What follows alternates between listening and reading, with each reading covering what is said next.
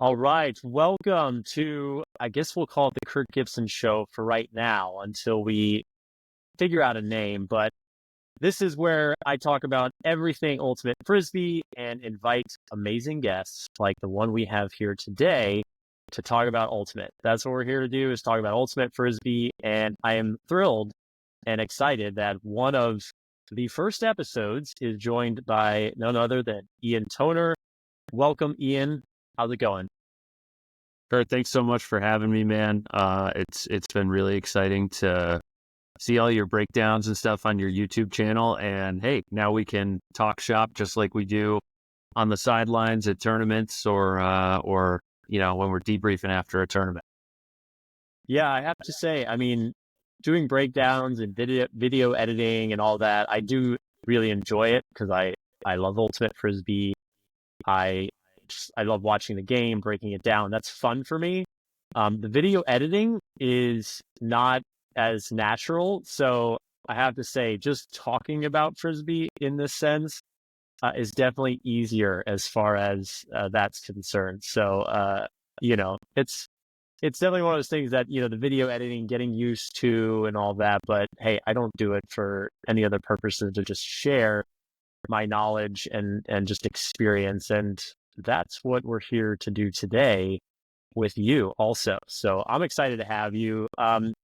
Ian, so there are people that certainly know who you are, but then there's probably people that will listen to this that don't know who you are. So I want to start by just asking you to introduce yourself, tell everyone, who you are, what's your background in Ultimate Frisbee. We have been teammates before on a great team, some good memories. Oh, a little over 10 years ago. But Crazy to think can't about. believe it's been that long. And so, yeah, just tell them a little bit about yourself, your Ultimate background, but then also what you're doing now. Because one of the unique things about you, which is why I wanted to get you on to talk, was that you are one of the, really the premier announcers and broadcasters in Ultimate Frisbee. So I think that's going to bring a lot of cool things to talk about today. Well, thank you. Awesome to be talking to you once again. Awesome to be talking to everybody. I guess, I've been playing Frisbee since like 2004, 2005. The way I got into it was kind of funny. In my high school, when they were trying to get people for student government, freshmen couldn't quite vote for their representatives yet. We hadn't been in school long enough to, have that representative body and know who they were voting for. And so there were seniors who kind of like pointed and picked a few freshmen. And some of the guys on Student Senate were pretty big into Ultimate, and they were like trying to get people to come out and like fill out the bench of their club team. And I was like, hey, yeah, like I wanted to do student government. This Frisbee thing seems kind of fun. And it turns out it became like an obsession for a pretty big part of my life. It was never anything more than like a club in high school, but played it recreationally in the springs when I wasn't playing hockey in the winter. Wait, so did they kind of like bribe you to come join student government through Ultimate Frisbee? Did I hear that right? Or it was, yeah, it was kind of like a wink, wink, nudge, nudge. If you show up to this game an hour away on Sunday, that might put you in our good graces to get selected for Student Senate. So that was it was an interesting approach, but sounds like they may have been actually preparing you for how sometimes government actually works, right? I mean, just, exactly. you gotta rub shoulders with the right people in the right places. that was my introduction to the backroom deals, except there were no cigars, just Frisbees and God knows what else going around in high school. Right. So yeah, that started the obsession. I went to Virginia undergrad, had an unbelievable time, learned from amazing people who were both, there at the program, but also townies or people who were studying or working in Charlottesville and not part of the team and willing and able to share their knowledge with the team. I'm thinking of guys like, I didn't know him personally that well, but like Chase Sparling Beckley would come out and scrimmage against us at our weekly scrimmages. Kevin Cousy would be another one of those guys. I could name drop a lot of other people, but that would be disrespectful to all of the people who gave their time to the UVA night train program. So I had a blast. Getting deeper and deeper into the sport there, was kind of a part of the program and some of our first trips to the national championship tournament. And then after Virginia, the obsession continued, as you and many other people listening might feel. Yes, you may be leaving college and may not be able to do the club sport, but you still have that passion burning inside you. Um, tried out for Ring, and was fortunate enough to join them, and play with them for 2 fun seasons. Tried out for the U23 before it was U24 cohort, and the timing worked out just right, that I was just barely within the cutoff, and was able to play in a really fun cycle with Jimmy Mickle and Colin Camp and Dalton Smith, and a bunch of other really talented guys. Learned from Bob Cryer, Hector Valdivia, Joe Durst. And then after that experience playing on Ring for 2 years, moved out to Colorado once I got a job offer that I felt aligned with where I wanted to go. Played Bravo for several seasons and had an absolute blast with that community. We worked hard, but we also got pretty lucky to capture that national championship in 2014, something that I will never forget. Lucky. That's what you describe it. Oh, interesting. I mean, we played well. We worked hard. We could delve into this later, but we didn't see Revolver in the bracket in that tournament. We won the games we had to win, so you can't take that away from us. All right, we'll break that down later. Later. Yeah. But after that, started noticing after a couple of years on Bravo, my playing days were winding down. I'd always kind of had this interest in the journalism space. Was a part of the student newspaper in high school. Wrote some stuff for the USA Ultimate magazine and some other outlets while I was in undergrad, and was really interested in the broadcast space. And that was Ultimate Broadcasting was really kind of in its infancy, when we were winning in 2014. The USAU ESPN deal was maybe a year or two old at that point.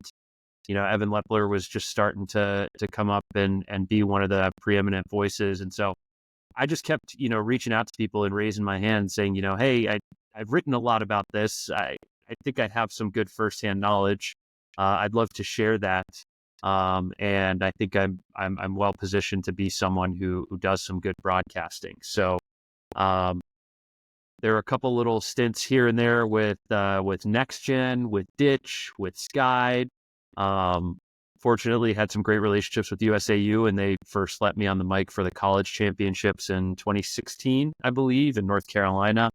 And that really uncovered and sparked a passion that maybe I hadn't really fully identified until that point.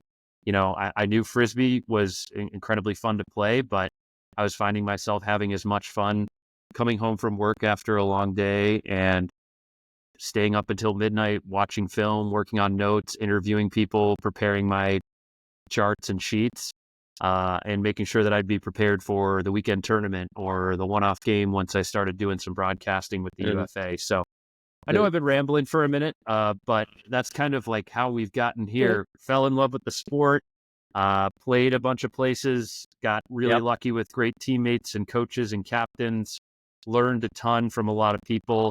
I know the game has evolved and I still have a lot to continue to learn, but the broadcasting passion is something I've pursued since in graduate school, and done a little bit professionally as well. So that's kind of, I don't know, how we've gotten ourselves here today. Oh, that's perfect. Thank you. Yeah. So I want to talk about all those. So we're certainly going to hit on your broadcasting experience. I want to get more details of kind of how that switched. Sounded like you did some writing in there too, which I want to learn more about. I want to talk more about your club playing days, which I'm sure you've got some interesting perspective. But I want to maybe just start with your college experience. You mentioned UVA. a night train, I think you said is the name of the team, but so, and how you kind of got into ultimate. So it sounded like it was your freshman year of high school that you got into it, correct? So walk us through a little bit, just, okay, you started playing Frisbee. Did you get hooked right away? What was the hook? Or other than you just wanted to maybe be a senator in your school or student body president, what was the hook that got you saying this sport is awesome? And then did you play any other sports too? Like, were you playing, whatever, running track or something else, or did you kind of just find ultimate and stick to it? Totally. So I ran cross country in high school. My primary sport, which I played for a couple of years, was hockey. And the thing about ultimate was just, you just kind of fall in love with playing catch and having other people fall in love with playing catch. Like if you got a free period and you could sneak outside for 20 minutes, you could just get a couple guys and go out and just hang out, toss, get a 3-on-3 pickup game going or something like that. And that's what kind of like made me start to fall in love with it, the whole recreational aspect. And, I had played a little bit of baseball in middle school, so there were some things about throwing that like translated fairly well. And I somewhat knew how to throw better than the average person. And so when you're in high school and you can do this one thing a little better than some other people can, it kind of gives you that confidence, and you want to keep scratching that itch and leveraging that strength as much as you can. Hey, I'm good at this. Yeah, let's keep doing this. Exactly. So, I had a little bit of background in other sports, but discovering it, the recreational aspect, the community that developed around it. I mean, I really started to appreciate the community more in college and beyond.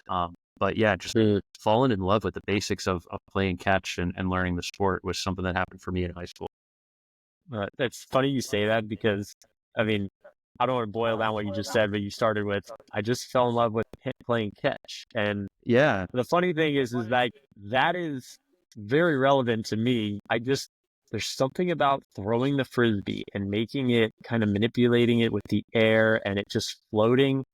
And I mean, I joke, when you say fell in love with catch, it's like, well, who plays catch? I mean, yeah, little leaguers and baseball players, but I think of dogs, like they play like catch, fetch, they go out, get the ball, and then they run it back. Like, I would joke that every time we go to the beach, I would just have my brother, whoever, just throw passes to me, and I'd sprint as fast as I could and try to lay out. I'd purposely say, hey, make it like kind of, just outside of my reach, so I have to really jump over the wave or make an awesome, and I'll just catch it, a good Frisbee, come back, and I do it again. Catch Frisbee, whatever, go back and do it again. And it just becomes like, it's just so fun to go out and literally catch it. Anyways, I just can relate to exactly what you're saying. No, and that resonates with me so much. I mean, I think about like, very fortunate when I was growing up, our family would go on a vacation to the Outer Banks every summer. And, I'd get to bring some buddies, there'd be extended family, cousins and stuff like that.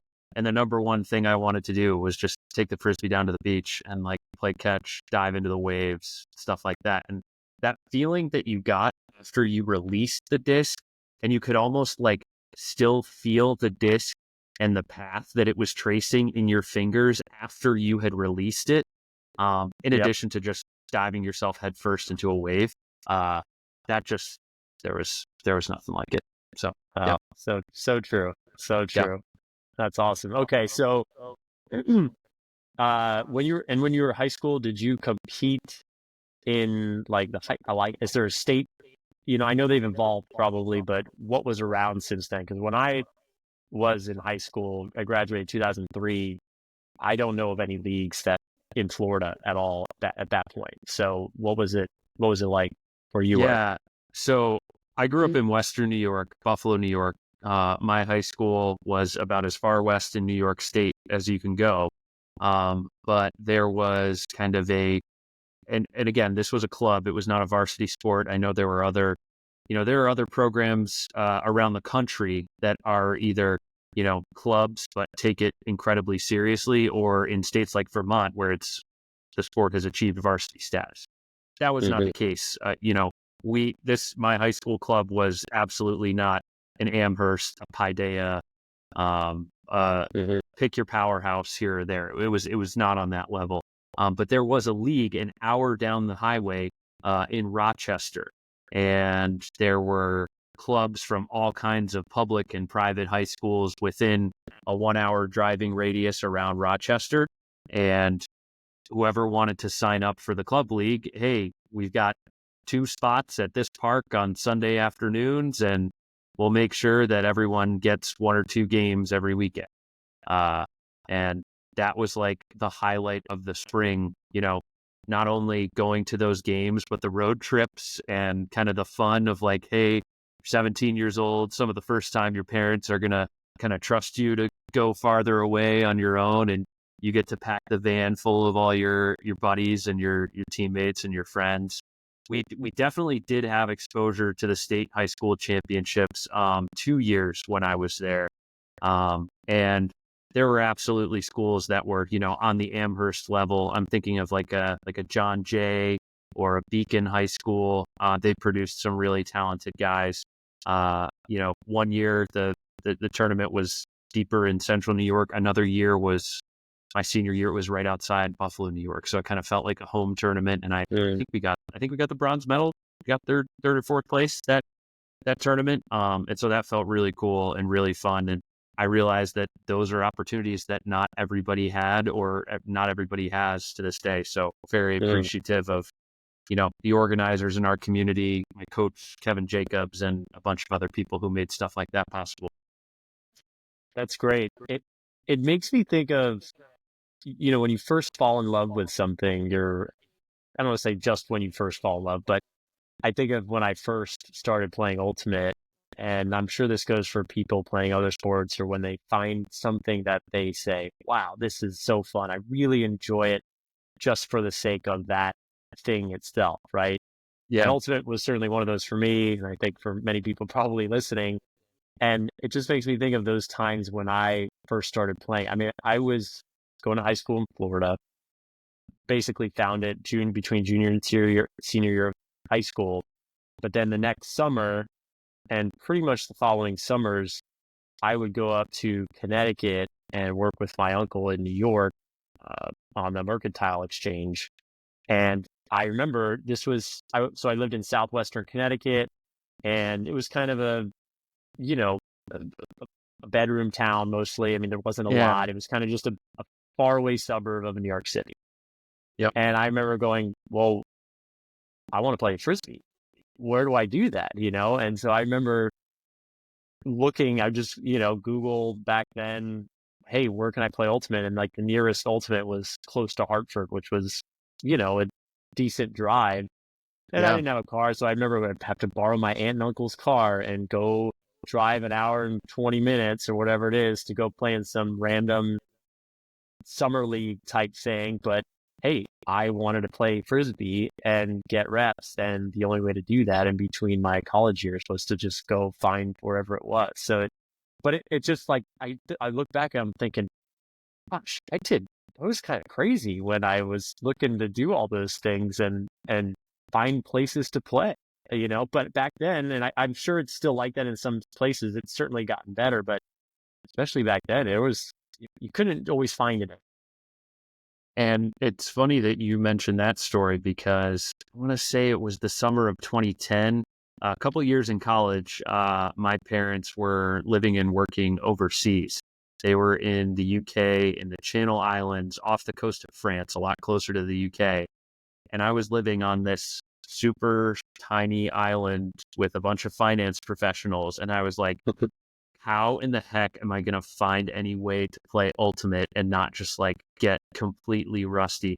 And I remember posting on RSD and just being like, hey, is there anyone in the island of Jersey who knows anything or is willing to throw or do workouts or whatever? And I met this amazing guy who used to play for Chevron. I think he had some GB experience, David Pitchler. And we just became training buddies that summer. He invited me to some pickup tournaments. So I feel you on the, like, what the heck am I doing? Why am I reaching out? How am I finding these things? But I think that's part of the kind of awesome thing about the ultimate community is that kind of wherever you go, you can find people who have the Yeah, passion and want to meet you where you are and whatnot. So, yeah. absolutely. Yeah. I think the ultimate community is very welcoming when it comes to that. Just, hey, I know Yes. people over here, come join us over here. And it's always been that type of community. So, yeah. So, 100%. okay. So, you sacrificed quite a bit, obviously, and, living in Western, you had some success in the high school years. So you got to Virginia. What brought you there? Was Ultimate a part of it? And then I guess I'll stop it. Was Ultimate a part of your decision? Because I actually am curious. Some people make those decisions. That was not me, but it just depends on everybody's priorities. So was that a decision for you to incorporate Ultimate in your college I decision? don't I don't think it was a deciding factor. I more or less just kind of wanted to know, like, hey, do they have a team that takes things like kind of seriously? Mhm. You know, I was in the fortunate position. I was trying to decide between Virginia and Syracuse for where to go to undergrad. I had different ideas of what I wanted to focus on academically, what I thought a future career could look like. It's also kind of funny to think about being an 18-year-old and having any sense of what those things could look like.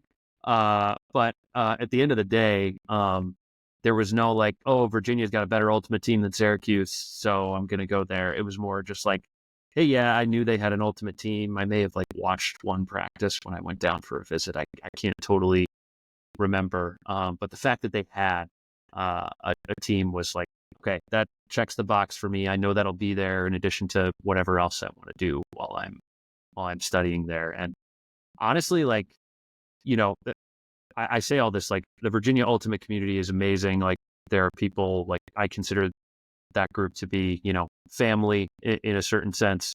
But like it was very tough for me when I first got there. You know, despite the fact that I'd played for, the club sport for 4 years in high school, I didn't necessarily have the fundamentals of the sport. And there were a lot of guys who were kind of trying out for the team that, had stronger athletic backgrounds that translated a little better to the sport, whether that be football or basketball or Mm. soccer. And, my background was more hockey than anything else.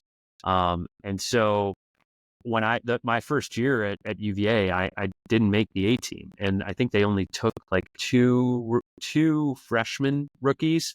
All the other rookies they took were like transfers or grad students who had like some kind of experience, and that ended up being the year that was the first year that Virginia Night Train ever qualified for the college national championship tournament. So that was like a big test of like, hey, do you really like this? Like, do you want to play on the B team for a year? Like, is that like worth it? Are you willing to stay committed and like work hard at it? Mm. And, don't get me wrong. That was, to not overuse the cliche. That was a very mentally tough, year, but, the next year with the amount of turnover, the commitment I'd shown, I think a little bit of improvement. I was able to make the A team. We didn't make nationals our sophomore year, and that was definitely a huge letdown. But my junior year, we really returned to form. Everyone kind of leveled up, made it back to the college national championships. Didn't perform quite as well as we wanted, but that was, for where our program was at the time to win the regional title once again. That was a pretty big achievement. And then, our senior year, we had a pretty big exodus of talent going into that year. It was very much a transition year. And I look back on that. I wish I had been able to do more. I wish I had been a little bit more mature as like a contributor. Uh, I dealt with a little bit of injury in my senior year, but not to the point of like not being able to contribute or be a primary contributor at regionals or the tournaments that mattered. Mm. So definitely a little regret about that senior year, but overall, I look back on the whole experience. I think about the connections and relationships I made. I think about what I learned about hard work, perseverance, being able to commit to something. I think about how I was able to build on what I learned there and then have a little bit of success after graduating, making the Team USA under 23 team, winning gold, making Bravo, winning a title, winning a beach national title. It feels like, hey, sure, there was a little bit of disappointment in that whole experience, but it was one of the most phenomenal building blocks I could have ever imagined. So that's awesome. I want to hit on, or I want to dig in a little bit to that first year where you said you didn't make the A team. Yeah. Part of why I want to do this and I'm doing this is to help younger ultimate players, help teach, help inspire, help share stories of people who had a different career than I did. Yeah. And really that means everybody, because everybody has their own path, their own career, and everybody's going to be different and everybody's going to have different experiences. And so I want to kind of ask you, okay, so when you played ultimate in high school, so maybe you had an expectation that you were going to make the team or you could start building upon that. So what was that like when you tried out, didn't make it? And what did you do to say, hey, I want to make this A team? What were the steps or the mindset that you had to then make it? Because that could have been that to some people, they may have just said, I'm not going to play anymore. I'm going to play pickup volleyball or whatever. I'm going to play intramurals with my fraternity. And you could still do both, but that Right. could maybe send somebody to say, you know what, I don't want to play ultimate. I'm not about this. Yeah. And I want to say that was something that I kind of considered, but, I think I saw encouragement and support from the rest of the ultimate community, like even the guys who were on the A team, who were still interested in being welcoming and being like, hey, we're just having a throwing session. It might not be practice, but like, you want to come out and just get some reps with us? I definitely, that was one of the more challenging experiences of, my kind of young adult life. Cause at first I kind of viewed it as a failure and I was like, okay, well, I need to go back to the drawing board. I can't be a handler. I need to learn how to be a cutter. Okay. I need to rethink this fundamental entirely. And after a little bit of time passed and I kind of like calmed down out of that freak out mode and I settled into like, hey, people are still welcoming. You're still going to get tons of playing opportunity on the B team. You can make the most of those opportunities and kind of grow from there. I had encouragement from guys my age and older than me on the A team. I participated in, workouts with my team and the other team. And I supported the rest of the community as much as I could, whether that was like traveling and watching and learning from the A team on the sidelines, whether that was, throwing with the women's team when they would get together. I just kind of like took advantage of almost any opportunity I could to just get touches, get reps, build community, and learn from those other people. If I had not made the A team my sophomore year, maybe we'd be having a different conversation. But I do like to think that kind of like the perseverance, the ability to not totally give up on things after that first year, I think that kind of taught me a lot, taught me some good life lessons, and made a good impression on the decision makers when it came time to select the squad. Yeah, that's I know great. that probably sounds very general and cliche, but honestly, it was just sticking with it, taking advantage of the opportunities, whether it was throwing or doing a workout with somebody or whatnot, just soaking it up. And I mean, I think about what's available today compared to what was available back in like 2009 when I would have been, in my spring semester, my freshman year. You've got things like Rowan has his XL Ultimate offerings. Mario O'Brien had put together the Rise Up stuff several years ago. There's tons more film available than ever before. Brody's got his instructional throwing series. You've got your video breakdowns. There's tons of people that I'm not even mentioning who have put together fantastic educational content. And honestly, all we were doing was trying to refresh our SD and see if the was some kind of grainy potato can video of some tournament somewhere. So like I'm jealous of people who are learning how to play the game, how to train, how to take care of themselves in 2024, 2025 with all of the knowledge and resources that they have available to them. Yeah. For those who don't know what RSD is that Ian's referencing, it's rec.sport.disc. It was basically probably the Reddit before Reddit became, and it was kind of just the forum of anybody that was interested in Frisbee or played Frisbee. That was kind of the thing to communicate on. So it was well before some of these other, now we've got so many different platforms to engage with each other on, but that was the thing. If you're want to know or learn about Frisbee, rec.sport.disc, RSD was the place to go. But For every, I don't even know, is that still around? Do people still use that? I haven't seen that in a while. I honestly haven't checked it in a long time, but the one thing I will say is that, for every one quality post, there were probably 3 spam posts and 3 trolls just trying to stir the pot and not actively contribute. So just be grateful, younger listeners who may not be familiar with it, that you're not missing out on much. Yeah, I mean, the beauty of the internet in this, I mean, there's pluses and minuses to everything, but at least now you can find 99% probably of what you're looking for just by doing a Google search, right? So if you want to learn how to throw flick, backhand, hammer, whatever it may be, there's something out there. Quality could be varying, but at least you can start to learn. Before, I mean, you had to find a friend, you had to, had a teammate, right? And so those are all still great places, but at least you can get a head start if you're interested in that. So Totally. yeah, it makes me think of,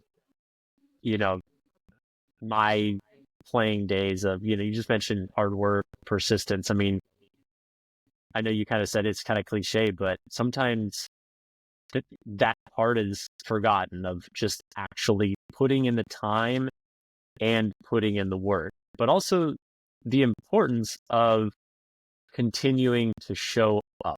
And you said you went to some of the women's practices, you went to some of the throwing sessions, you went to, your own practices, but sometimes not making the top team is actually better for your development.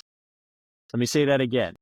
Sometimes making the club team or the college A team that you are wanting to make, you desire to make, and you think you should be on it, is actually not as good for your development. Here's why. If you make a top club team or a top college team and you're not necessarily ready, or you're the 27th man on the roster, you're probably not going to get much playing time. The best reps, will be at practice. Okay, fine. But I'll tell you what, I look back at my college days, it's a slightly different example, but when I was developing as a player, we won. So my freshman, sophomore, junior, we won the college national championship at the University of Florida my junior year. And I was basically a receiver because at that point, I'd been playing Ultimate less than 4 years, or about 4 years. And Tim Garrett, Bill McQueen, all guys that had been playing longer than me, more veterans. And they were like the handlers. They were the main handlers. I was a receiver, and that was my job. I was good at it. So be it. And then after we won, we're like, man, we're going to be bad next year. Like, we're losing all of our, top handlers. Like, even they thought it. I mean, Bill, I remember talking with him. We used to joke, like, you guys are going to be terrible, And we ended up, I think, we made it to the semis the next year, lost in the finals in 2008. But my point is that, yes, there's new players every year, but then, okay, who fills the role that was left? The handlers. Well, now I found myself as a senior with more experience than the incoming freshmen and sophomores. So then you take on the load of the handling burden and kind of helping that move the team up the field. And then all of a sudden, you just get all these reps and touches in all types of game scenarios that I would have never have gotten if I was, oh, I just tried out for the team and I became a receiver or defender, right? So sometimes it can actually be really beneficial. I found that some players that go to a college that isn't as good, but they're kind of carrying their teams, like they develop really, I mean, their playing style may differ, but like good skills of every other type passing and handler movements because they have to. Otherwise, the inexperience will probably result in a turn or at least will over the course of the game. So it can really help. It sounds like it may have done that for you as well. I mean, I couldn't agree with you more. The example or instance you share about, hey, yeah, would it have been great to be the 27th guy on that, A team in 2009? Like, yeah, that probably would have been fun, but would I have gotten nearly as many high value reps in a tournament setting, even if I'm talking about getting those reps in lower competition? No. And you need those reps to be able to develop, to be able to gain confidence in yourself. And it's also a really hard thing to be one of those guys who comes off the bench and gets 3D points a game and just be able to be super engaged. I mean, there are specialists who can excel in that role at certain stages of their careers. But if you're a guy who's just trying to get your feet wet, trying to learn more and grow and progress, I'm totally with you. Like, it can make more sense whether or not you're given the choice to maybe take the opportunity with a slightly less prestigious team or the club team that isn't the perennial nationals qualifier and work on yourself and get all of those reps for a long time. And then you'll be ideally better positioned to be an even stronger candidate and stronger contributor for, the higher level team the next season or the year after that. Yeah.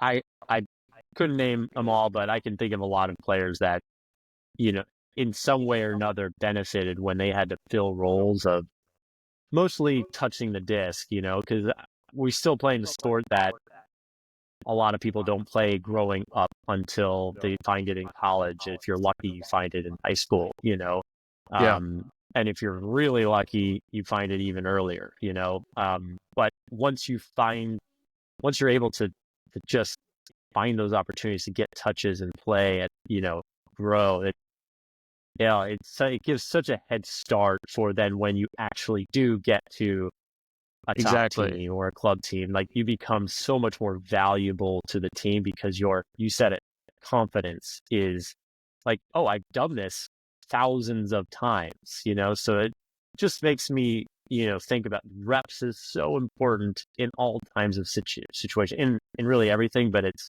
ultimate is just, you got to get those reps, play games, league, You need your whatever it may 10,000 be. hours. Yeah. Yeah. Get your And 10,000 hours. the other example that comes to mind for me personally is between my junior and senior year of undergrad, I played for this club team called the Virginia Squires. And it certainly wasn't the top team in the mid-Atlantic region. And I remember wanting and wishing that I had, made truck stop or gone to ring tryouts or something like that. But the reps and the confidence that I got from that season, being able to play super meaningful tournament and regionals games against truck stop caliber or just below truck stop caliber teams. When I showed up to ring tryouts the next summer, I was like, I wasn't starstruck. I wasn't wide-eyed. I wasn't overwhelmed. I was prepared in a way that I wouldn't have been had I not had that year. And sure, there are some exceptional talents who can just step right onto one of those fields and perform and dazzle. That just didn't happen to be my path. So anyone else who's having, I don't know, those thoughts, those questions, those dilemmas, just know that there's another path like that, like you were saying, Kurt, that can work with them. Mhm. So you left Virginia. Now you moved to Colorado. And what brought you to Colorado? And then what was kind of the next step in your ultimate career? Yeah, I don't want to detour you too far. I did have a quick little stint, like a year and a half, where I was living in the DC area. And that's where my first job was. And that summer, I had tried out for ring, and they offered me a spot before I could even go to a truck stop tryout. And that was a pretty bold sign to me that I was like, oh, wow, I really need to consider this. I wonder if I might lose the spot if I don't, take it and instead go to the truck stop tryout. So I ended up accepting that spot and playing with ring and commuting from DC to North Carolina to play for ring in 2012. And that was an incredible experience. Josh Mullen to this day remains one of the best, if not the best captain like I've ever learned from, ever been inspired by. Ring we were pretty lucky to make semis that year. And so then the next year that we came back, we were one of those teams in the top qualification when USAU was starting the Triple Crown Tour. So 2013 came around. I thought about trying to play for truck and just play for a team in a city that I was living in, but my job offered some flexibility, and I was like, hey, if I can do this ring thing and go to the truly better tournaments, like, how do I say no to this? Right. And so I commuted for ring and played for them again in 2013. That was also the summer that I played on the U23 squad. And that experience, being teammates with Jimmy Mickle, learning from Bob Cryer, being teammates with so many other guys, it expanded my view of the ultimate community and kind of made me think about, things outside of the East Coast. I'd moved around a bunch growing up, but never lived outside New York State and hadn't really ventured too far from Virginia where I went to school. And so I started job hunting pretty aggressively. And once I got an offer that, seemed palatable for what I wanted to do with my career, I accepted that offer and moved out to Colorado in the spring of 2014. And I got there just in time to try out for Bravo. Like, there was no guarantee that hey, you move here, you're going to get a spot. Hey, you move here, we're going to make an accommodation for you. That's kind of how that unfolded. I knew that I wanted to keep making that a big part of my life alongside my career. So before we jump into that, what was the U23 experience like? I never participated in any of that. I'm not even sure if I knew about it or if it was around, but what was that experience like? How did you get on the team, and what did you learn from that experience, and where was it? Yeah, so that process was, I still consider that kind of like a life peak of sorts. I tried out with everyone in January of 2013, and I think we found out in March maybe that we made the team. And the tryout was really tough. Of course I had one season of Club Ultimate under my belt, but it was full of guys like Jimmy Mickle, all the Pittsburgh stars that were of age, all of the guys that were maybe next gen caliber or just below next gen caliber. So that was an incredible tryout experience, pretty grueling, pretty demanding. The whole experience, once you made the team, you're actually together for something like 2 weeks. So you have a week of training camp and then a week of the actual tournament. The tournament was just outside Toronto. So they held training camp in Buffalo, New York, where my parents' home was. So technically I know everyone slept in dorms and stuff, but I kind of snuck home to my parents' house and slept in the air conditioning at my parents' house every night, for better or worse. But we were practicing on the baseball fields right outside the hockey arena that I grew up playing. That's where our practices and two-a-days were.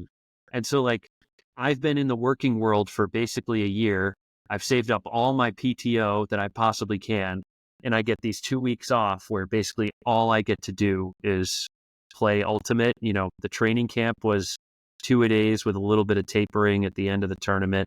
or at the end of the training camp week. So And it was the then week before the tournament, the training. So that was you just trained for a week, and then the term was the next week.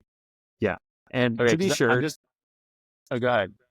no, I was just like, to be sure, everyone obviously was expected to be training on their own and competing with their club or college teams beforehand. But like, as far as the reps that we got together and coming together, that's how that national team worked, which was pretty No, nuts. just it. I'm trying to think of that scenario not with the juniors team or the Yeah, U23 team because one, that'd be difficult for people that have jobs and everything, post college, but also just the wear and tear on the body for kind of an open team or women's team, whatever, any of the other kind of teams, like that would probably be a lot of two-a-days and then going straight into, the world championships. That, I mean, I, that would not happen in kind of as kind of adults, right? I could totally see it as 100%. the kids, the youngsters. Yeah, you can just go run around for 2 weeks Exactly. and And not like, blame. and we did a ton of ice baths. I mean, I had done a little bit of ice bath action in college, but I think I did more ice bath action in those 2 weeks than I had ever done before. Um, and to be sure, like towards the end of training camp, we tapered down a little bit. And once you get started at those tournaments, like the nature of international tournaments. I'm thinking about our time in Lecco with Bravo. I know you've played in plenty others, but like the first couple of days, the competition isn't exactly top notch, and your schedule is a little bit Yeah, lighter, and you can get yeah, away with you want to be locking in and starting to ramp up, but you can get away with not necessarily having to go all out through the entirety of your roster or ride your top horses yeah. in the early stages. So we probably benefited from that a little. Would your team beat the most recent U24 team? It's funny. I had this conversation with Bob Cryer back in selecting the squad for 2015 or 2017. I can't remember. I need to double check the roster for whatever the most recent squad is, but I just have this feeling that the way Ultimate Knowledge has evolved, the way more players have gotten to be stronger contributors with the disc, I have a feeling that the 2013 team might not have been able to hang. We had some great athletes. We had some big bodies. And we had some guys who would work hard. And don't get me wrong, we had plenty of skill too. And there's plenty of people I haven't mentioned who were amazing contributors and leaders as well. But I just think the floor for players at that age has risen so dramatically from a skill and IQ perspective and from Mhm. kind of a body awareness, how to train for the sport perspective, that like I think that today's team would have the edge. But we can maybe afterwards I'll pull up the rosters and look at it really closely and give it some more critical thought. That's just my No, gut I mean, reaction.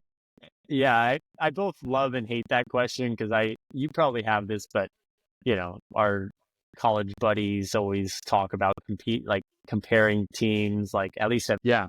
I'll use our college example. We won in 2006 and 2010. And so everybody's arguing like, which team's better? Yep. Who would guard you? Who would guard me? Like, they can't guard me. And you're always just like, I kind of think every year is different. And I would generally agree with you that each year, I don't know if the top end talent gets better, but the depth is something I think is 100%. it is better, So Ultimate is not getting, LeBron James type athletes to play, right? Not that I'm saying that is the typical prototype for an Ultimate player. I'm not saying that, but just I don't know if the top end talent is getting noticeably better, but it is very clear to me that number 27 on the roster, whether they play 1 or 3 points or none, is definitely stronger overall than number 27 on the roster 10 years ago, 15 years, and just go beyond, right? That seems very clear to me.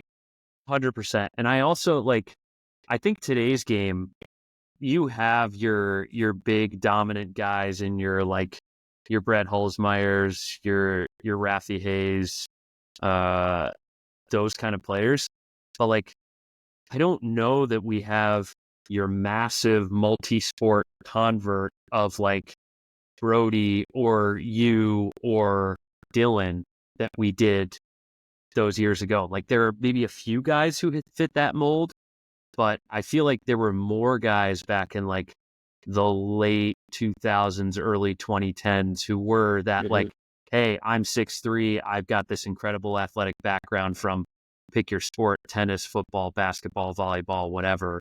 And I don't think that there are quite as many of those. I think there are more guys who are like specializing in ultimate from an earlier age or committing to ultimate while doing other sports from an earlier age today. That's what it feels like to me. Yeah.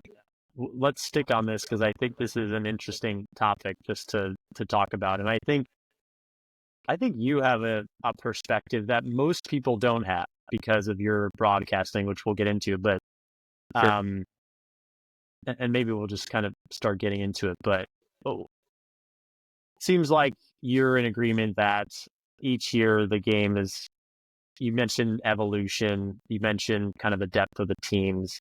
Maybe we'll start with that. Like, what have you seen as an evolution of the game that is either different or most interesting to you from, I don't know, 10 years ago, 15 years ago? Yeah, it's a great question. It's funny, this is going to fly in the face of something that, Rafi Hayes said to me after he won the national title this year, but he talked about small ball being dead and, the deep ball is back and sexier than ever. And I think there's a space for that. But I think if you look at the meta and you look at the top college teams, the top club teams, like some of their offenses are predicated around valuing possession with small space, high percentage disc movement in a way that offenses 10 or 15 years ago weren't always necessarily looking to do. I think there's still kind of an ethos of like, hey, turnovers stink and you need to value the disc as much as possible at the elite levels of the game.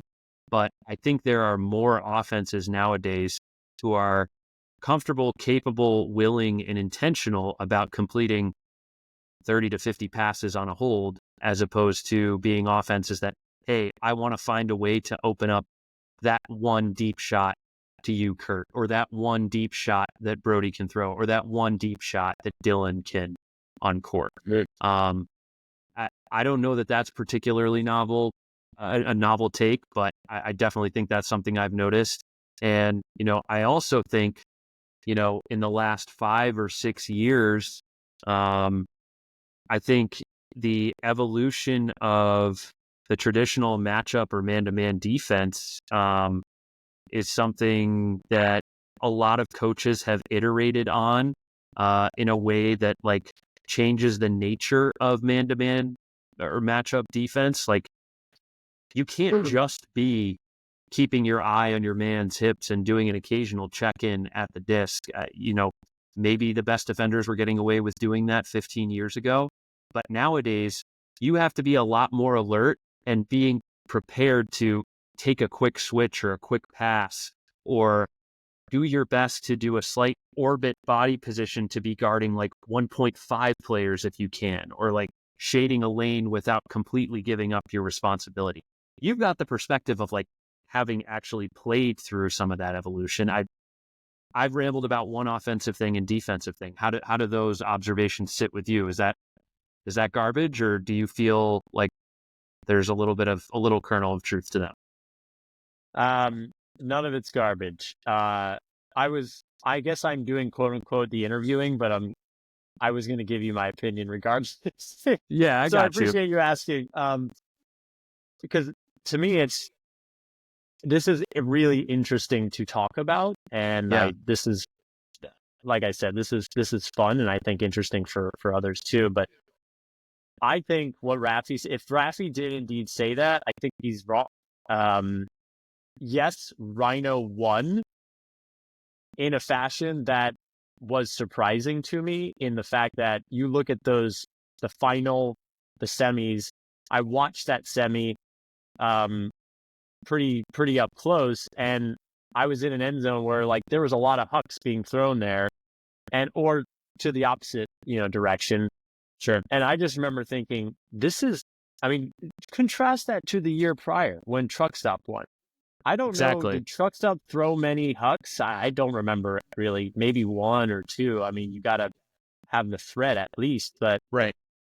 so it's funny. I was texting Dylan afterwards. I said, you're one or two hucks missing away from New York being in that game. Like it was a blowout, but Raider connected on a few. Rafi came down with some good ones. And okay, yeah, you bet on percentages, but to me, that game could have been flipped just like that. Like Rhino played basically perfect, and if they missed a few of those hucks, okay, maybe they still would have won that game the way that how poorly New York played. I don't want to take anything away from Rhino, but the deep ball is definitely riskier. So to get back to the point, small ball is harder to stop, and to me, I'd be curious. And this is the question I'll ask you: is when did that start? Because I have an opinion. I don't know if it's right, but it's what I know. I remember in college starting that. Like, I don't know if we started it, but like myself, Tim Garrett, Bill McQueen, and Kyle Van Auken basically played every point in college. So we basically threw it to each other, right? So Right. mostly Tim and Kyle would just throw it back to us. Literally, he just knew I don't have a flick and I don't huck it, basically. So I'm literally catching the disc and looking at Kurt or Tim. Like he knew that was his role. And he was like, this is what's going to help us win. So I know we did it. I don't know if people did it before us. I can't speak for the club scene, but yeah, small ball is where it's at. I mean, so just kind of looking to New York, I watched that game versus Revolver and in the semis of this year. I mean, New York didn't really huck it that much. I mean, Ben Yot, I don't think he caught any hucks in that game. Maybe he caught one or two, but Chris Kotcher, between him just like getting reset, they all do, and I've covered this in a video, but they literally just run up field and just do that little sneak cut straight across and just use your body to stop. And if you're confident enough to throw it, and if you're new to the game, you'll never throw that because you'll be like, whoa, that's so tight. But if you're confident enough to just say like, okay, Jimmy Mickle, he's a bigger body. If I just throw it out in front, nobody's going to get around him, right? And even most like elite players are smart enough to not let a defender get into their space if they do those little like upline kind of just literally 1 or 2 yard passes, if that sometimes, right? But yeah, like that's what drives most of the good offenses. You've got New York's that do it really well. Chris Kotcher is a big part of that. Sam Little, I know he got some credit on Ulti World, and I didn't watch. In watching just the 2 games that I saw in New York, he played pretty well and looked like he was a big driver of like understanding that. Dylan does it really well. Like, I was that was a little bit of my style in a sense when that was my role. But yeah, like to me, that's where a lot of other club teams weren't doing that in my experience, even 10 years ago. I mean, look at Revolver. Revolver didn't even really do that. I mean, in some ways they did in the 2010s, but not to the extent that it is right now. And they didn't all run it out of like a center stack. Like Revolver was doing it out of some of its side stacks and things like that. And when you talk about the example, like I don't mean to discount the example of your time in college. Like I knew you guys were absolutely dominant at what you did. But to kind of get back to our other point about depth, like this has been systematized. The small ball structure has been systematized in a way that all 7 guys on the line, whether it's offense or defense, can cycle through any of those positions and reliably run it. Whereas like perhaps in your example from your college days, I don't know if you would have trusted 6 or 7 on the line to go do that. You might have just had to like bum rush him to get the disc back and then keep Yeah, that's what moving we through did. your 4 Yeah, top guys. Yeah. yeah, yeah. And that's because our depth wasn't as strong as Yep. maybe it is today. It probably wasn't as strong as it is today. I mean, just looking at going to college for a second, I mean, North Carolina seemed pretty, those guys, well, they're like the most dominant program, right? But they seem like they've, top to bottom, they're all pretty solid as far as, this ability, right? Throwing ability, competency, right? Like it's not like this is their first year playing, right? So they do have confidence and ability there. Completely agree. And that program is, I don't know, what everyone in that community has done with prioritizing, hey, during the summer, you're going to make sure you coach. Hey, you're going to make sure you give other younger players opportunity. Like, they are the blueprint for building a program and constantly having talent feed your pipeline. Like it's unbelievable what they've done and how much they've instilled that kind of, teaching, giving back, developing ethos throughout their program.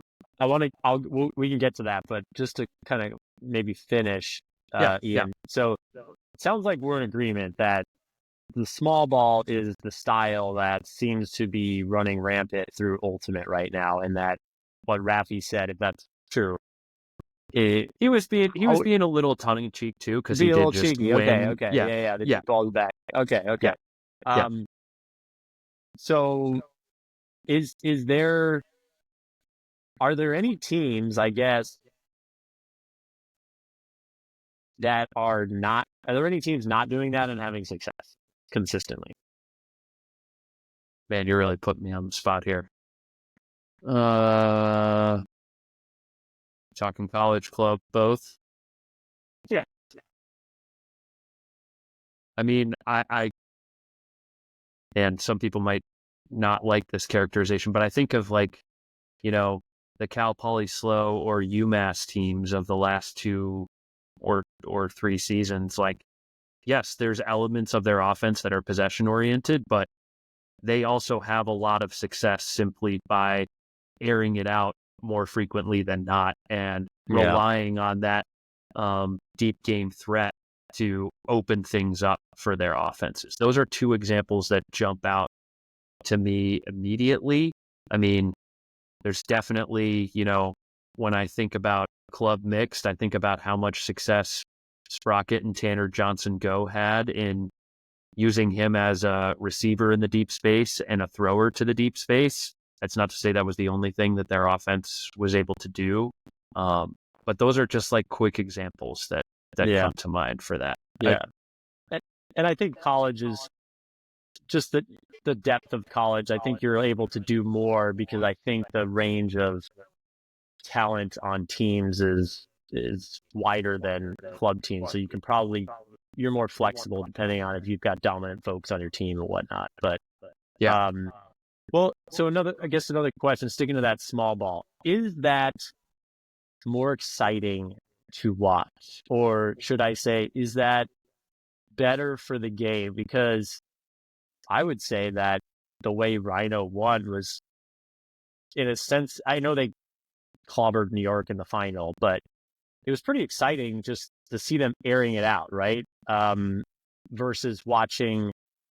Now, I play Ultimate, so I do think there's a beauty to it. Like, I was at the World Beach Ultimate Club Championships, and then I came back to watch Nationals, and just, I love excellence at pretty much anything. And like, just watching Rhino's excellence in the final. I saw New York Revolver, battle it out, and they both, it was a tight game, but there was just like a smoothness of just both offenses, like working through the pressure, right? So there is beauty in that, but I'm a player. You're in the booth. What is it like from that perspective? The small ball that we're seeing, is it more exciting? Is it less exciting? Is it neutral? What do you say? Yeah, well, I wonder if it's worth framing the question in a different way, like us being players or people who are invested and have obviously watched our 10,000 hours ultimate. You know, we have an appreciation for the grind of like, how do you continually get those unders? How do you continually find that small 5-yard window on the break side around the mark? Like that essence of keeping the small ball moving. How do you find that quick little window to throw that 5-yard inside zinger that, resets the stall count and unlocks another great continuation throw? We appreciate that. I think the non-endemic fan is just kind of like, oh, all right, yeah, that's a thing. That looked like a reasonable short distance pass. They don't have an appreciation for what it takes to break the mark. They don't have an appreciation for how hard it is to fight through a defender who's trying to force you out, or how small the window is when the defensive scheme is trying to run a force middle and you're throwing something that you think is open across the front of the stack, but really, in reality, you're doing exactly what the defense wants you to do and throwing into a really dangerous position. Like we, as experienced ultimate minds, as I don't know, arrogant as that sounds, we have an appreciation for that. The non-endemic fan, the non-endemic fan wants to see the huck, the deep ball, the thing that forces a diving catch, the thing that forces the spectacular element that you don't necessarily see every day when you're playing catch at the park or when you're, flipping the channel through other sports. So obviously teams have an interest in winning more than growing the sport. They're not going to just like play ISO deep ball game just for the sake of, hey, can we attract a few more eyeballs when we happen to be on ESPN? But I do think that the modern style is a little more challenging for the non-endemic fan to get super invested and excited in. Yeah, I would agree.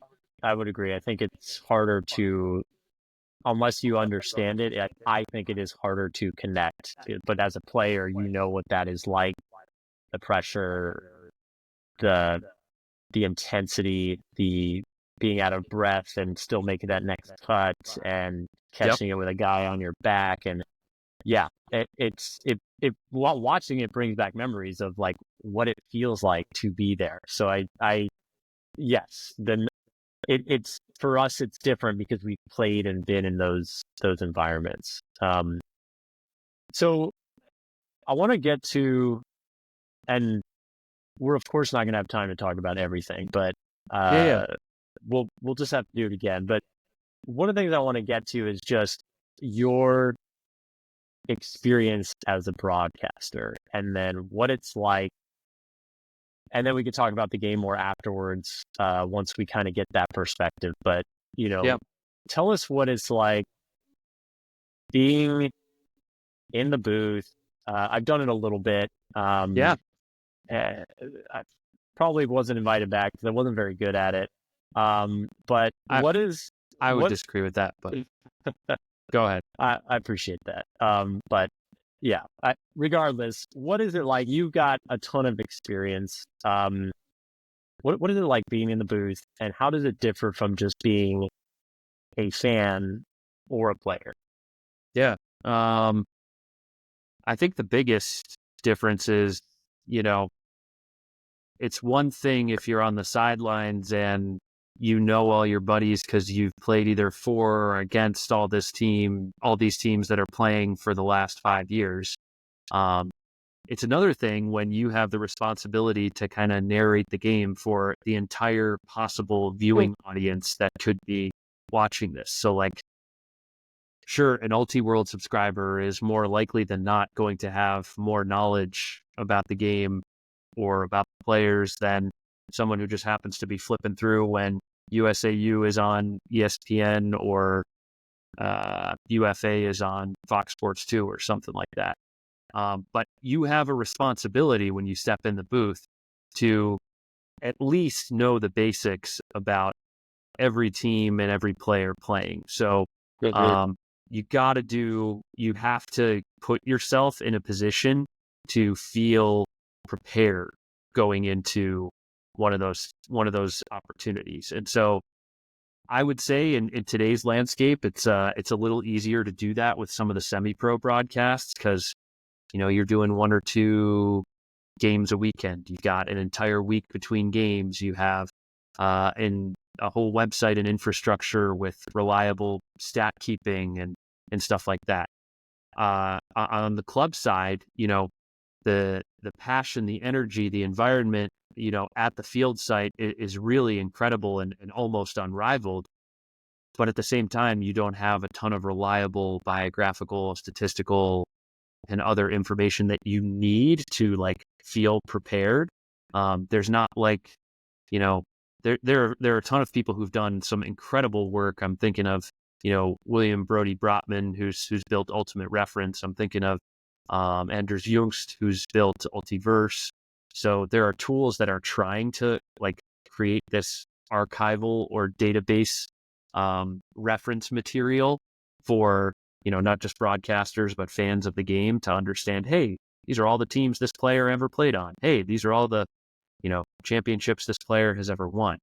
But so it's like a stat. Sorry to just jump in there, but I've never heard of that. Ultiverse, and what was the other one? ulti-verse.com and then ultimatereference.com are and two. What are they? What are they? What if you go there? What is it? What are those? You're going to find team and player biographical and historical information.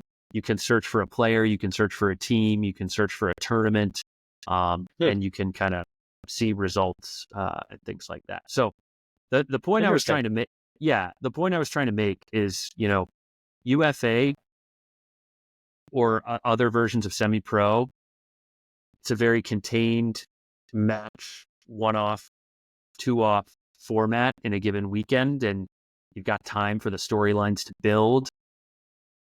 The club setting, in order to feel prepared for doing one of those broadcasts, it takes a lot more because there's so much unfolding all around you all times at a tournament site. And you may not have anything more than the final score before you have to cover that team in the next round. You may not have more than one night before you can get as much information on this team's path to the semifinals or something like that.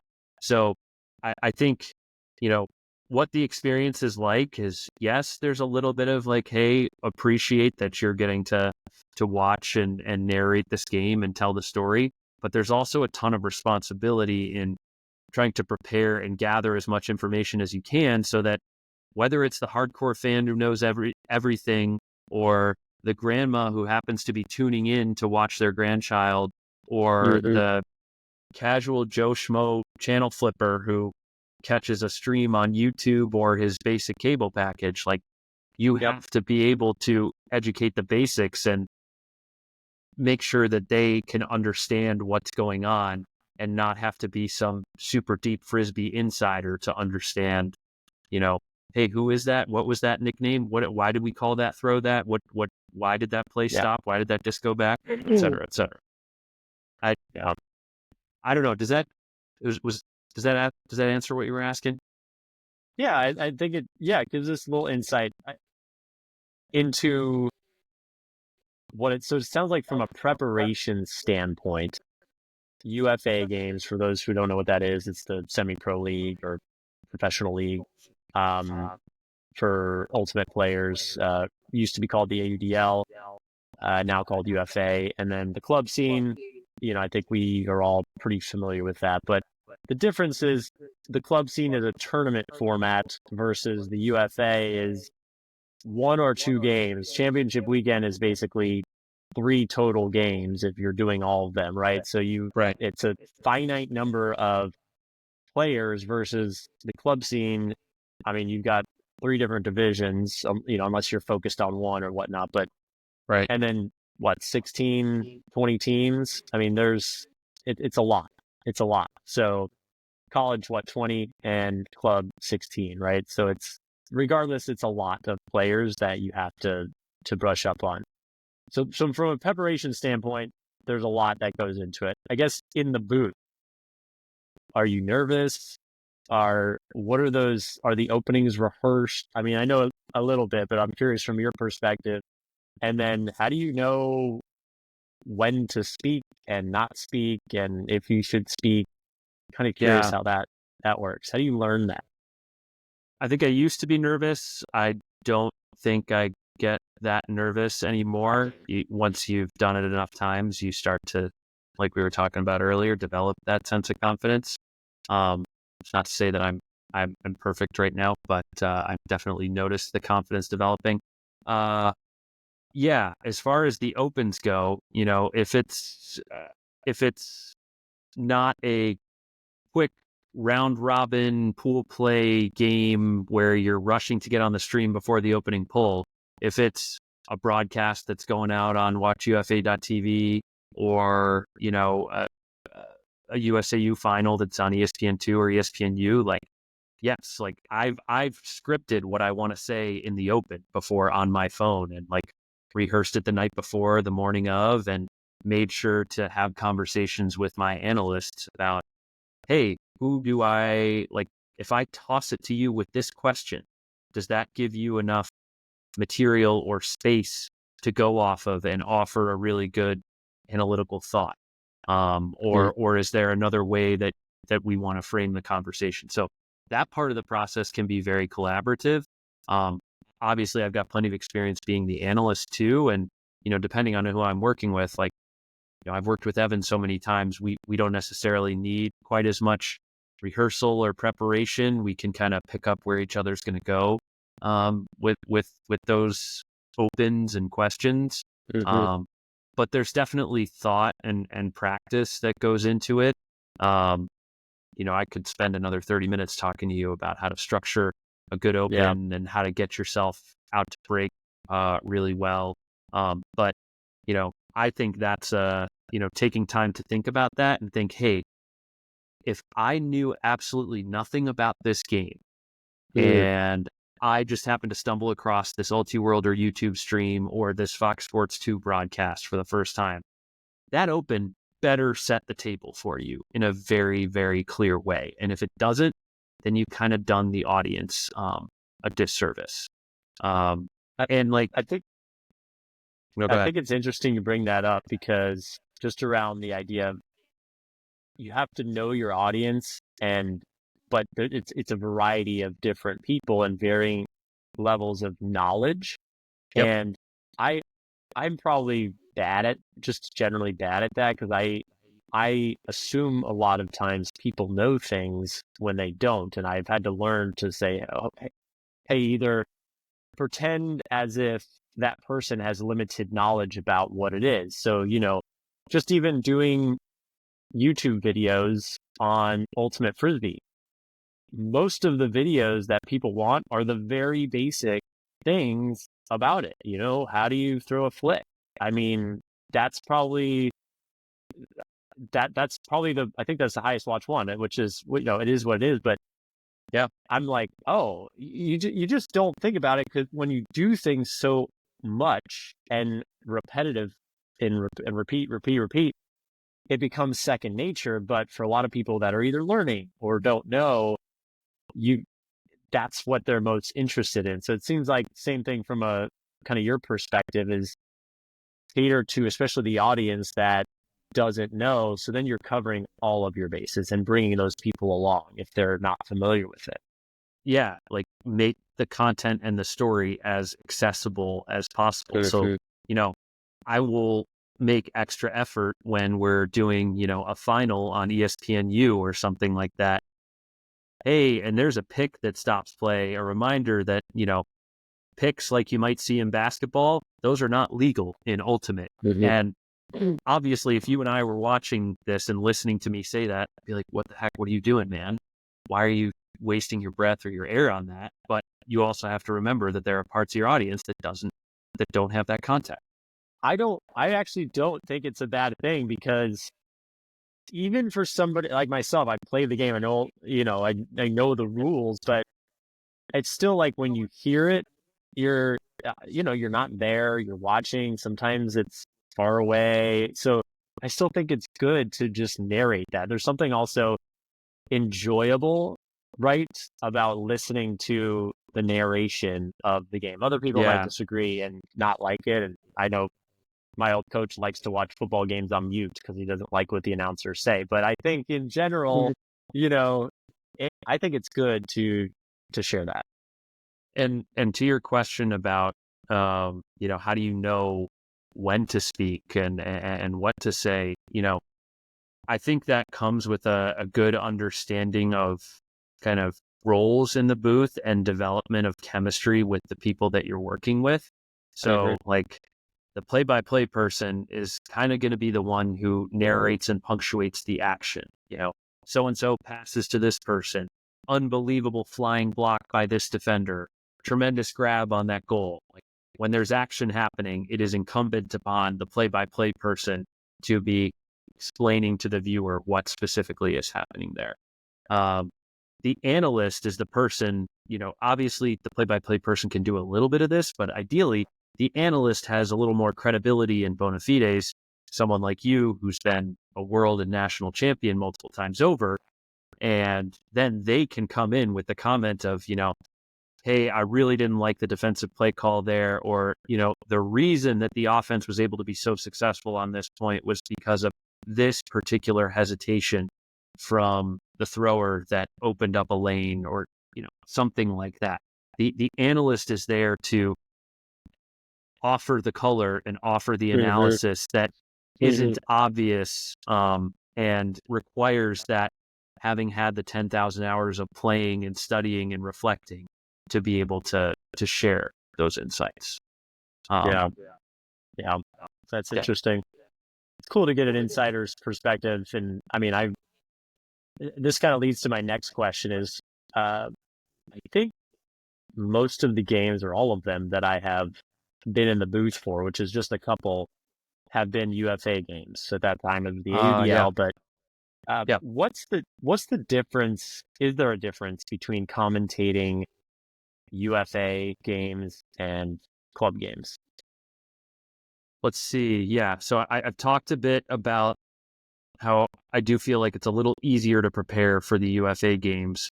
I think the pacing of the semi-pro game, the UFA game, is a little more viewer friendly.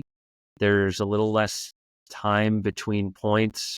The game officials are working to keep things moving very quickly after stoppages.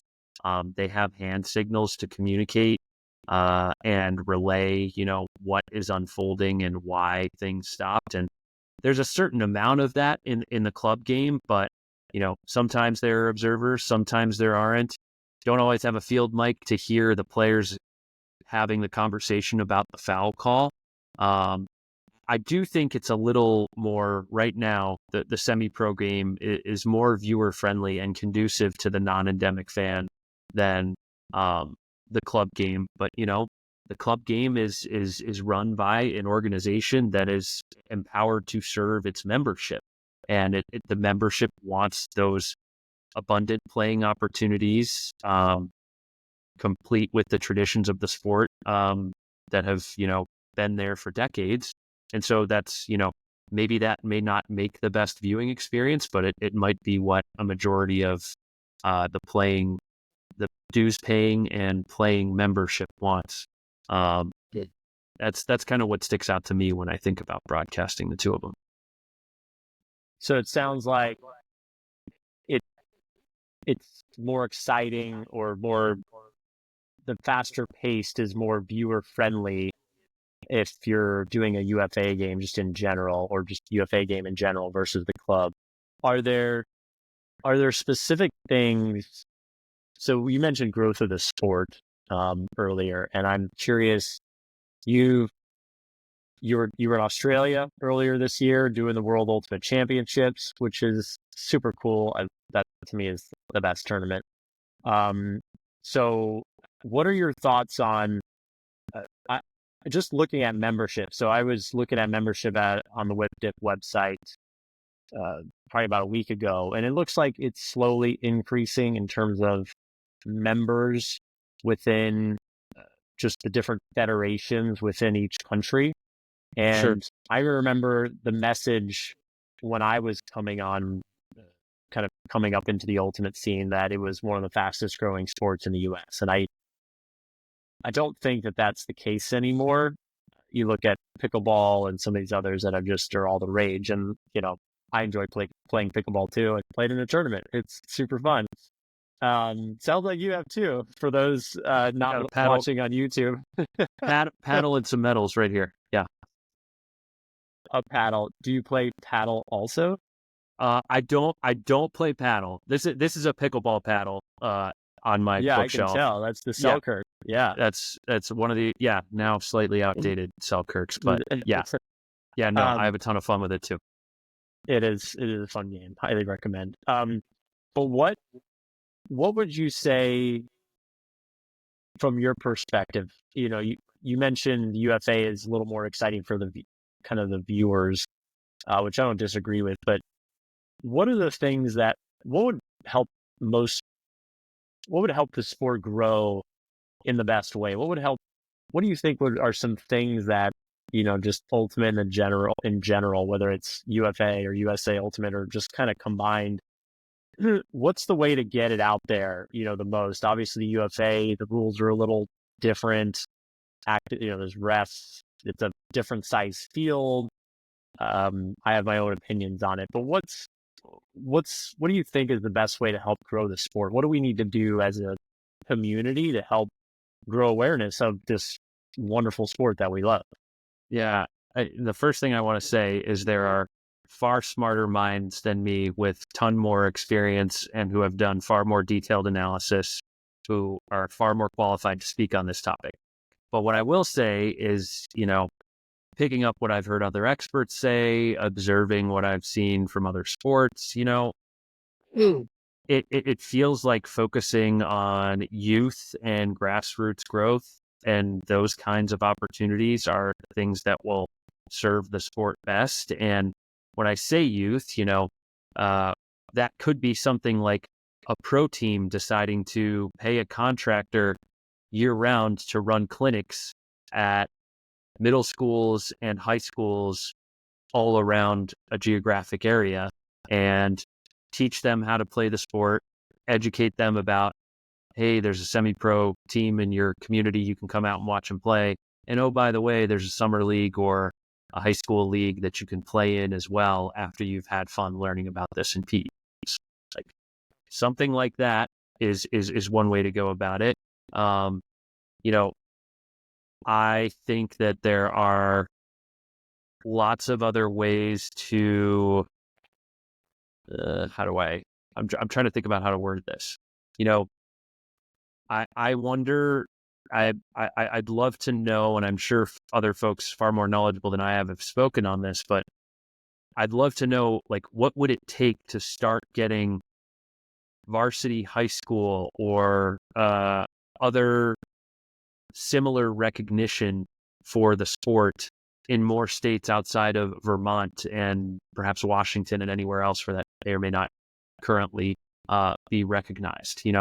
Once there's more legitimacy and kind of paths for kids to aspire to, I do believe that some of those other opportunities are going to start materializing. If I'm going to want to make the high school team, I'm going to have to make somebody's going to want to make a club at the middle school. Some parents are going to want to organize and put together another youth club team that doesn't already exist in their area to get their kids more playing opportunities. I think things like that can start to move the needle, and that it's not like that's going to, totally change everything overnight. This is like a long, slow burn and slow build. And I know you're interviewing me here, but I'd also be curious, given your perspective, having, stepped away from elite competing and now being a father. And I don't know how much you're thinking about your son's athletic future, but what sticks out to you as ways to grow? Well, when people say, oh, he's going to be an ultimate player one day, he's going to be really good. And my wife's a volleyball player and played at college, and so she's an athlete. But I kind of joke, I'm like, well, I hope he plays a sport that he can make money in. Yeah, because exactly. And Exactly. I say that really kind of just jokingly, right? I mean, if he loves Ultimate, great. I know it's a wonderful sport and I love playing it. But there really is no money in it. It's not a career, at least today. Maybe that'll change, but it Right. will only change if Right. there's a bigger audience that actually is willing to pay and to attend. And, I mean, even the MLS is still, you're not making a lot of money. The lacrosse league is not making, if you're playing in the pro lacrosse league, not making a lot of money. So it, it has a long way to go. It's certainly possible because I do think the game is great. But yeah, I mean, I just think in general, I mean, I think the UFA has done a lot to help bring the audience, more people to the sport just by the media. I think the media is so powerful nowadays. I mean, getting the exciting plays, the hug plays, the layouts, the skies, the whatever it may be, the end of quarter catches, to end the game. I just saw one, I think, the other day. And it's just, those are, that to me is a big way of getting the game out there. Now, some might say, well, you don't want it to go too fast, or, the UFA is a little different than kind of the sport that the club series puts on, right? And Yeah. okay, I mean, to me, it's still Ultimate Frisbee. I don't think any of that really changes. I mean, I don't like the bigger field. I like the USA Ultimate size field better as a player, but it is hard to deny that from a fan perspective. I mean, I just think, I'm pretty sure I think of the couple games that I announced, I mean, they were exciting games. I did the All-Star game one time and it was double overtime. I did the Raleigh Flyers versus, I think it was New York. I can't remember who it was, but I think it was an overtime game. And I don't know, if I can't speak to why. I think it's probably just because it's a little harder to play defense in the UFA, and so it's easier to score. But regardless, it just seems like the games, there's more excitement somehow. Even though as a player, I didn't like it as much from a how do I say it? Just from the beauty of the game. Like, it's just something different with the UFA. But at the end of the day, the games somehow ended up being more exciting. So I do think that it's more fan friendly that way. And yeah, I wish the field was a little smaller. I still think you can get that a little bit, but they probably could tweak the rules and whatnot. But at the end of the day, you got to get the game out there. You got to be reporting. You got to have more games recorded in USA Ultimate, have more games recorded and from different angles, because I think at the end of the day, you got to get the excitement of the sport out there so people know. But and I guess the other part is the youth part too, because I know we've been focused, at least USA Ultimate kind of has been focused on getting into the Olympics, which is great, but we haven't really realized that yet. And I don't know, I really don't know, but it seems like we need to do more investing in the schools, in the youth programs, which seem to be growing. I mean, I think that's why North Carolina, kind of coming full circle, they've got a great youth program over there. Seattle's had a great youth program. I'm sure there's some other cities I'm not as familiar with, but we've got to get it out there. And anyways, I'll stop there.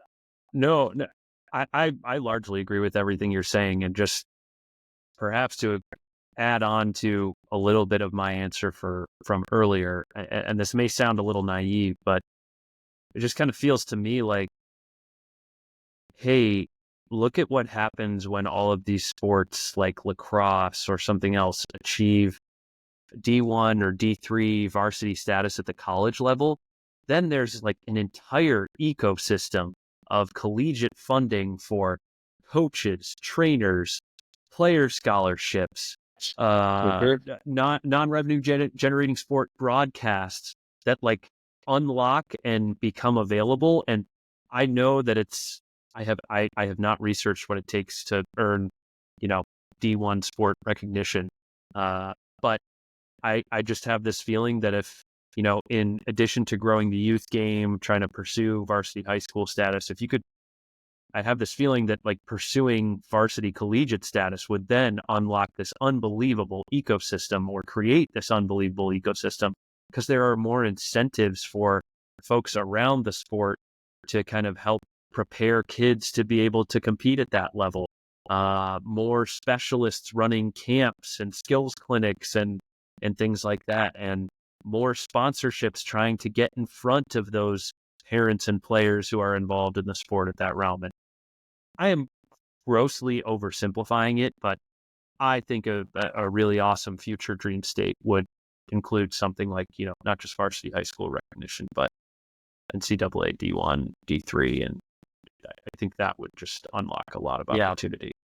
But a lot of work to go between now and then. Yeah, I mean, all of that would be amazing. I mean, those would be a dream for a lot of us ultimate players if we were playing varsity college or we were in our college days. That would be super cool. Now, I think the competition would be a lot better because once people started getting scholarships and all that, it would, I would say, very quickly change, you're the game in attracting terms athletes that you're not necessarily attracting today. Yeah, 100%. Yeah. So maybe along the lines of that, but expanding it to globally, you were at the World Ultimate Championships, which I think is the best term. It's the pinnacle of the sport. You get to represent your country. It's the top players within each country showing up. And to me, it's the best. It's super cool. Can I nitpick? You think that's the pinnacle of the sport, not World Games? Correct. Yes, I do. Okay. I just want to make sure. Yes. Okay. Yes. I'm following you. Continue. Sorry. We can debate that in a second.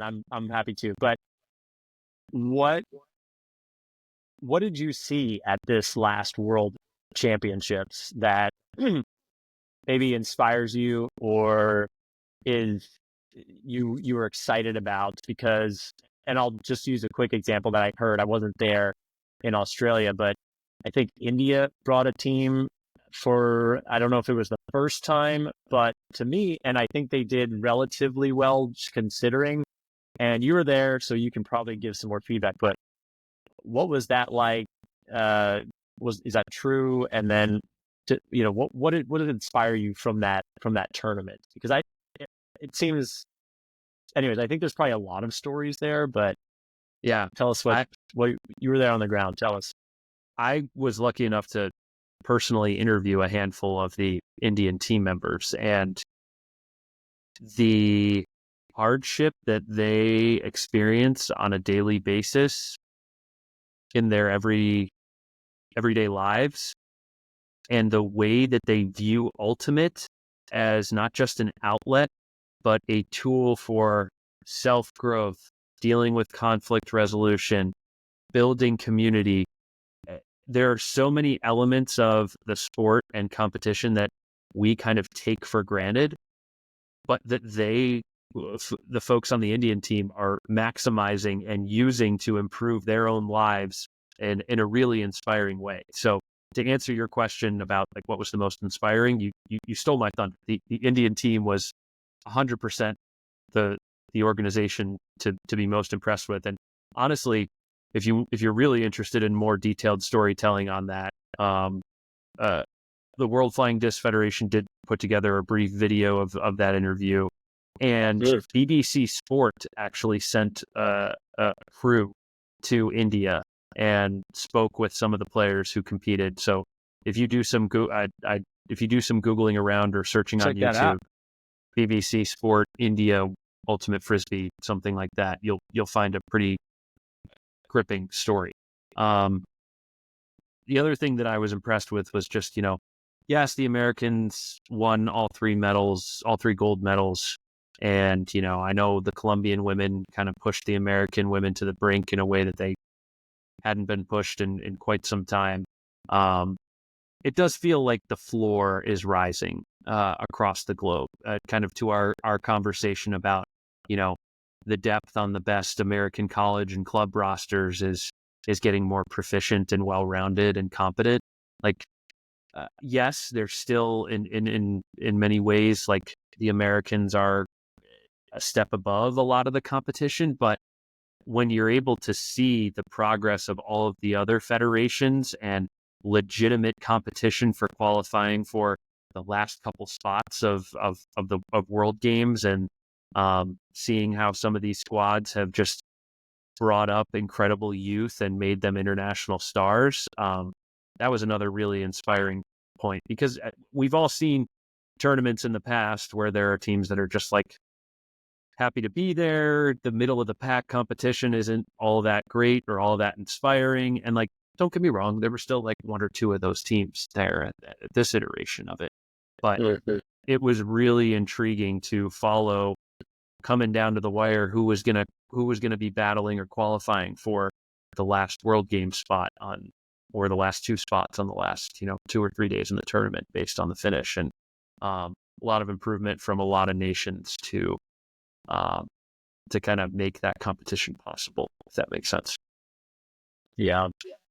Yeah. I think the thing that I would love to see is that, and maybe this had to do with Australia, just being in the Gold Coast of Australia, which is, I haven't been there, but I'm sure it's beautiful and amazing, but it's just hard to get to for a lot of different countries. And I know that it was an expensive trip, and I'm going to go watch that India, kind of the BBC interview that interviewed some of those Indian players, but it seems like there was some countries, and there's probably more that I don't know, but I do know of some good players on countries that were competitive, that they weren't able to send some of their best players just from a cost perspective and all of that. And to me, that's an opportunity to, if we can help figure out a way to get the best players from each country at this, because it just Yep.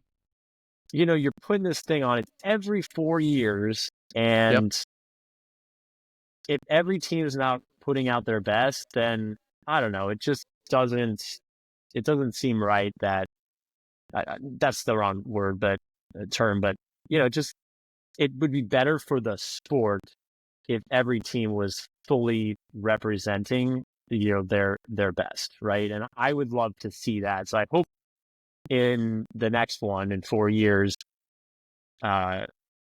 each country can send their top, whatever, 23 players or whatever it may be, within each of those teams, so that they can represent, their true best. And not to mention have new countries that haven't been able to attend before, like India. I agree. Small counterpoint to that is, let's say this tournament had been in the United States, would have been a lot harder for an India or some of the Southeast Asian teams to actually afford that expense. The fact that it was that close in Australia and that accessible, it made that a little more accessible. Your point stands. There are plenty of examples that we could go back and forth with about, like, all right, well, if it was here, then it's harder for this country to get here. Well, if it was here, then it's harder for that player to get here. I'm not trying to nitpick. There were just some good things about it being in that location as well. Yeah. I wish I could have gone personally. I'm sure it would have been great. That was a very special experience. Hats off. We were talking about this being the first, it happening every 4 years. I mean, considering that the 2020 experience got canceled because of the pandemic, this was the first one in 8 years. So being able to be together with folks from around the world and celebrate that, see that unfold, that was just incredibly special. Yeah, awesome. Well, I know we're getting close to time here, so I want to just kind of start wrapping it up. But one thing I wanted to ask you was, and then I'll ask you if there's anything else you wanted to talk about, but one thing I wanted to make sure to ask was, broadcasting is now kind of your, at least within Ultimate, certainly something that you're very passionate about, you really enjoy. Yeah. What about if somebody's listening to this and it's an Ultimate player? How do you get into that? And is there a need for more broadcasters? Is this something that oh no, there's just kind of two or three main people and they're going to do it for the next 20 years? Or should I say, no, there is opportunity and room for other people within kind of the broadcasting world, in this sense, the ultimate broadcasting world? For sure. Well, I say this with the perspective of not being a decision maker and someone who actually decides to hire the folks who broadcast. I think Ultimate could always stand to get more voices, more perspectives, have more talent, especially in a sport that, the budgets aren't the most generous, and we're always trying to figure out, hey, is there someone in this location that could be selected, as opposed to having to fly someone out or make someone drive a ton of hours. Like, just from a practical perspective, like, yes, but there are also there's proliferation of the sport and growth of communities where they have perspectives and knowledge that folks like me who've been talking for a few years don't necessarily have. And it would be amazing for the rest of the Ultimate community to learn from their perspective. They ran drills in college that I never ran. They're running drills today in their club practices that I never ran, and that they could shed light on as they're watching a pattern unfold on the field. So yes, I think Ultimate would be amazing for the bench of Ultimate broadcasters to grow. And I personally tried to be supportive of many people who've reached out to me. I think I'm trying to remember the other part of your question about, like, how do you get involved and, like, what do you do for it? I think number one, you got to kind of, like, express interest to folks who are decision makers for broadcasts. So that's, folks at USAU, folks at Ultiworld, folks at the World Flying Disc Federation, folks at the UFA, just kind of expressing your interest. Expressing interest is part of the equation. You also have to have a little bit of, like, credibility and sample to go with it. And, the most professional broadcasters in the world are going to have a tightly polished 4 to 8 minute broadcast reel of their best clips ever. Like, here's a 1 minute play-by-play sequence. Here's 60 seconds of awesome highlight calls, et cetera, et cetera. But, if you're just trying to get started, it's totally reasonable for you to pull up a recording and record yourself talking over this game as you watch it for the first time.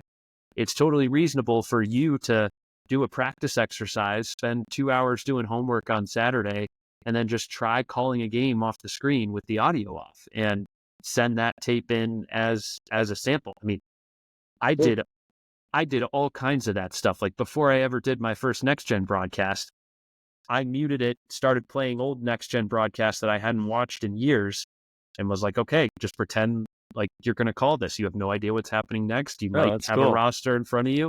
It's like, don't be afraid to try it. And also, don't be afraid to learn what you can from, like, watching other sports. I mean, a lot of us are, sports fans in general. Maybe the Premier League is your thing. Maybe the NBA is your thing. My thing is the NHL. Maybe you're all in on college basketball.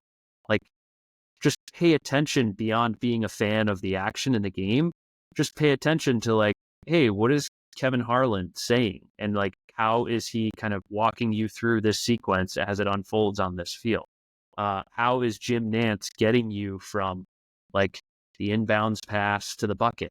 Like, just pay attention to how they're doing it and take notes on what you could incorporate. It's like anything else. It's a skill that requires a lot of practice and refining and reps, and it may not come to you overnight. Maybe you have some God-given talents and all of a sudden it'll just flow from your brain and your mouth in a beautiful way. But I would say, don't be afraid to pay attention to how the best do it. Think about it in that way and just try doing it. It doesn't matter if it doesn't matter how you sound, just give yourself some practice in that regard. So the other thing I'll say is, like, my DMs and email is open for folks who want to ask, like, how do I do this? What are my tips, et cetera, et cetera.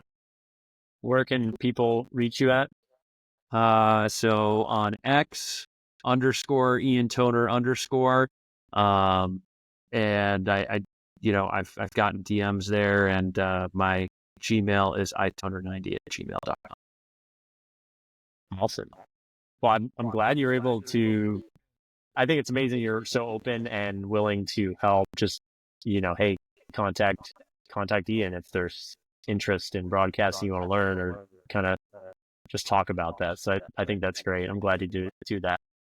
Yeah, man. I mean, like anything, you the best thing you can do is pay it forward. I mean, I've been extremely fortunate to have learned from some incredible people like Evan Lepler and Tim Rockwood and Charlie Eisenhood and others who have had a lot of patience and time for me.